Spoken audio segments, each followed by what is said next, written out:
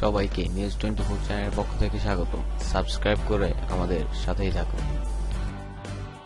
মধ্যপ্রাচ্যে অস্থিতিশীলতা তৈরিতে ইরান উস্কানি দিচ্ছে বলে অভিযোগ করেছেন মার্কিন পররাষ্ট্রমন্ত্রী রেক্স টিলারসন।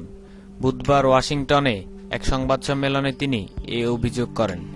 রেক্স টিলারসন বলেন, ইরান উস্কানির মাধ্যমে মধ্যপ্রাচ্যে যুক্তরাষ্ট্রের স্বার্থকে হেয় করছে। তিনি সতর্ক করে বলেন, ইরানকে এখনই বাধা না দিলে তারাও উত্তর কোরিয়ার মতো হয়ে উঠতে পারে।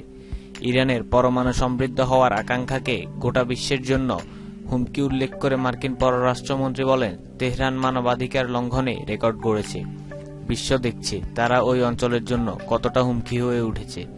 এ সময় তিনি আরও জানান, ইরান ইয়েমেনের হুতি বিদ্রোহীদের অব্যাহতভাবে সহায়তা করছে এবং আরবীয় গালফ অঞ্চলের জন্য ক্রমেই হুমকি হয়ে উঠছে।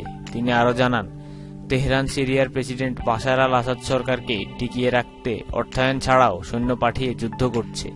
এদিকে রেক্স টিলারসনের সংবাদ সম্মেলনের কয়েক ঘণ্টা পরেই সৌদি সফররত মার্কিন প্রতিরক্ষামন্ত্রী জিম ম্যাটিস মধ্যপ্রাচ্যের সব সংকটের জন্য ইরানকে দায়ী করেছেন। তিনি বলেছেন, যুক্তরাষ্ট্র মনে করে মধ্যপ্রাচ্যের সব সমস্যার মূলেই ইরান। দেশটি মধ্যপ্রাচ্যকে অস্থিতিশীল করতে উস্কানি দিচ্ছে এবং এই অঞ্চলে মার্কিন স্বার্থ ক্ষুণ্ণ করছে। সৌদি নেতৃত্বাধীন যৌথ বাহিনী ইয়েমেনে হুতি বিদ্রোহীদের দমনের নামে দিনের পর দিন বিমান হামলা করে যাচ্ছে। এতে অনেক বেসামরিক নাগরিকও প্রাণ হারাচ্ছে। জিম ম্যাটিসের মতে, ইয়েমেনে অস্থিতিশীলতা তৈরির জন্য দায়ী ইরান।